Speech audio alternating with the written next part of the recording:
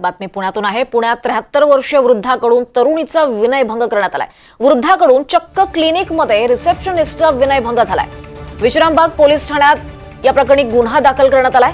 शहरातील विश्रामबाग रोड परिसरातील एका खासगी क्लिनिकमध्ये काम करणाऱ्या 27 वर्षीय रिसेप्शनिस्ट तरुणीचा विनयभंग केल्याची धक्कादायक घटना समोर आली आहे।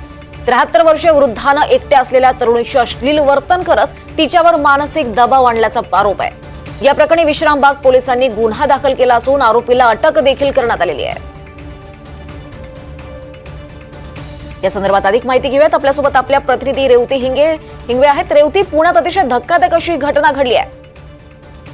नक्कीच दीपाली, खरं तर आपण बघतोय की पुण्यासारख्या शहरामध्ये वारंवार अशा विनयभंगाच्या घटना या घडत आहेत। नुकतंच कोंढवामध्ये देखील एक अशी घटना घडली होती। त्याचा नंतर खुलासा देखील झाला होता की तसं काही नव्हतं, पण परंतु असे हे सारख्या घटना पुणे शहरात घडत आहे। अशीच एक धक्कादायक घटना ही घडलेली आहे पुण्यातील विश्रामबाग पोलीस स्टेशनच्या हद्दीमध्ये।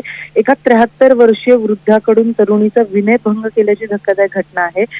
एका खासगी क्लिनिकमध्ये ते तिकडे गेलेले असताना रिसेप्शनिस्ट, एक 27 वर्षीय रिसेप्शनिस्ट वरती त्यांनी मानसिक दबाव केल्याचा आरोप देखील आहे आणि अश्लील वर्तन देखील त्यांनी केलेल्याचं समोर आलेलं आहे।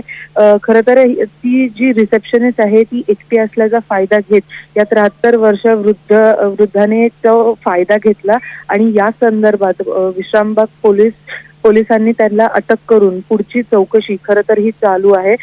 पण दीपाली, या सगळ्यामध्ये इथे असाच प्रश्न इथे उपस्थित होतो की कामावर असलेल्या ज्या महिला आहेत त्या सुरक्षित आहेत की नाही। कारण काही दिवसांपूर्वी पुण्यातच अशी एक घटना घडली होती आणि ते सुद्धा पुणे महानगरपालिकेच्या आवारात अशी घटना घडली होती की महिला अधिकाऱ्यांना किंवा महिला कर्मचाऱ्यांना त्रास देण्यात येतोय।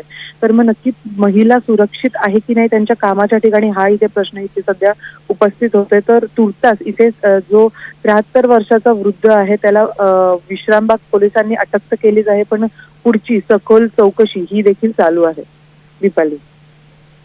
नक्कीच, धन्यवाद रेवती, आपण दिलेल्या या सगळ्या सविस्तर माहितीसाठी।